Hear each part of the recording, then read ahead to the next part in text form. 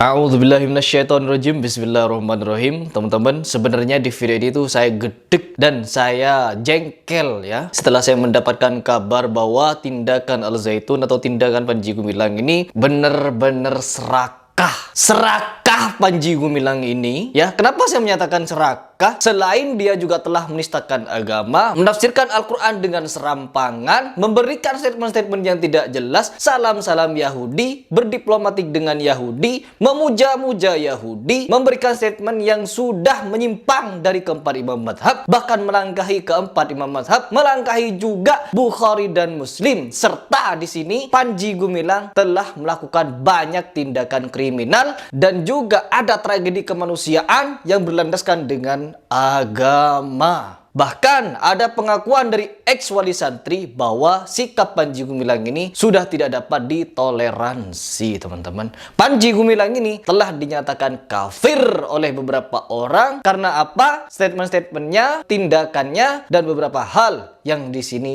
tidak wajar. Ya, kenapa saya menyatakan tidak wajar? Selain dari beberapa rentetan poin-poin yang saya sebutkan tadi, dia juga telah melakukan pencabulan, rayu-merayu kepada karyawannya. Ya, pencabulannya terjadi dan saksinya ada, barang buktinya ada. Cuman barang buktinya dihilangkan oleh Panji Gumilang. Ini yang ngomong bukan saya, tetapi beberapa orang yang tahu kepada Panji Gumilang atau Abu Totok, katanya Abu Totok dia namanya. Terus selain dari beberapa poin yang saya sebutkan tadi dan juga kasus pencabulan yang saya sebutkan barusan, ada juga kasus yang lebih parah di mana ada salah satu teman saya, seorang advokat dari Cirebon, memberikan kesaksian bahwa kerakusan Panji Gumilang, keserakahan dia, dengan powerfulnya dia, dengan sikap keangkuhannya, dia mengerahkan orang-orang Al Zaitun untuk menggagalkan penebangan pohon jati yang dimana pohon jati itu milik warga sekitar. Saya akan tampilkan kepada kalian semua betapa rakusnya Panji Gumilang, serakahnya dia di dalam memperluas kekuasaannya, memperluas tanahnya. Na'udzubillah. Bagaimana keserakahan Panji Gumilang atau Imam Prawoto, anaknya Panji Gumilang, di dalam memperluas tanahnya dengan cara yang serampangan juga, menafsirkan Al-Quran dengan serampangan, memperluas tanahnya dengan cara yang serampangan juga. Ya, mau gimana lagi itu? Oke, silahkan kalian simak dan kalian bisa mentafsirkan bagaimana keserakahan Panji Gumilang melalui kejadian ini. Assalamualaikum warahmatullahi wabarakatuh. Saya Rona Iswara. Saya adalah Ketua Yayasan Lembaga Bantuan Hukum Al-Karomah Cirebon. Pada hari itu, saya selaku kuasa hukum dari pendiri Yayasan Pesantren Indonesia yang bernama Imam Supriyanto. Kami, tim Yayasan Lembaga Bantuan Hukum Al-Karomah Cirebon, hadir di lokasi di TKP saat itu untuk memantau dan mengawasi jalannya proses kegiatan penebangan pohon jati atau panen.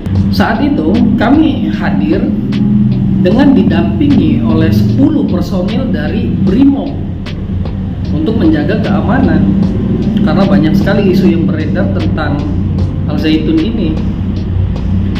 Nah, sebelum melakukan penebangan pohon jati, kami telah mendapatkan beberapa alat bukti yang semuanya merujuk kepada legalitas kepemilikan tanah dan kepemilikan pohon-pohon di atasnya, kemudian hak penggarapannya.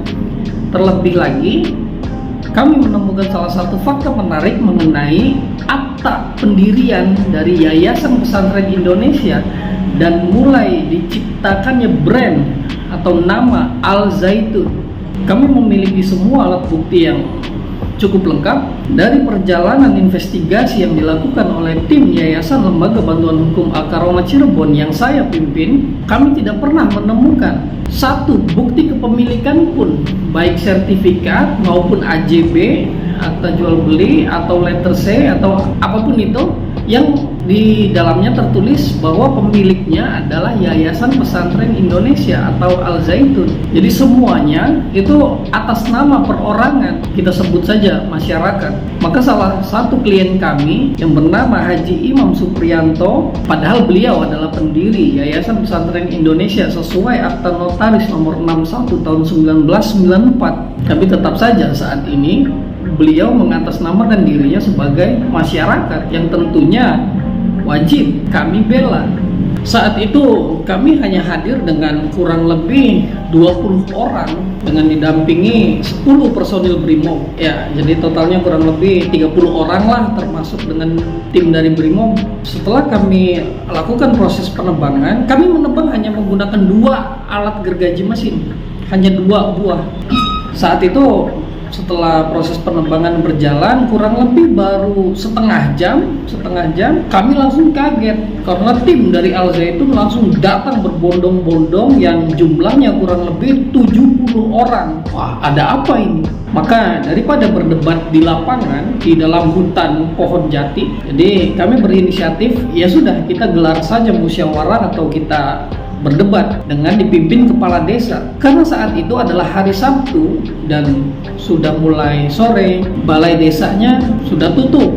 Jadi kepala desa berinisiatif, kita gelar saja debatnya di rumah kepala desa, di terasnya itu kan, sesuai di dalam video dokumentasi kami ini. Nah, kepala desa memimpin perdebatan antara pihak YPI yang diwakili oleh pengacaranya, kemudian saya mewakili masyarakat. Kalian bisa lihat sendiri isi perdebatannya seperti apa.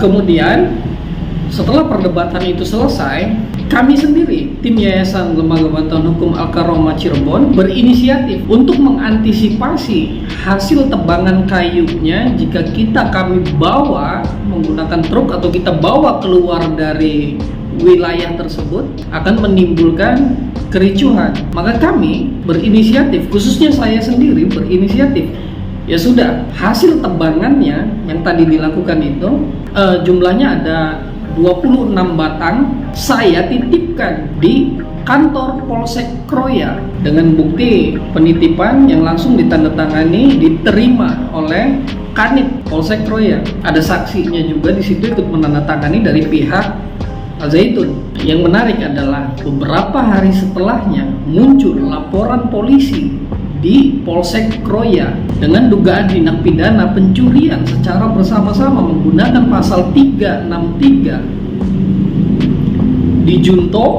ke pasal 170 pengeroyokan. Oh, ada apa ini sebenarnya?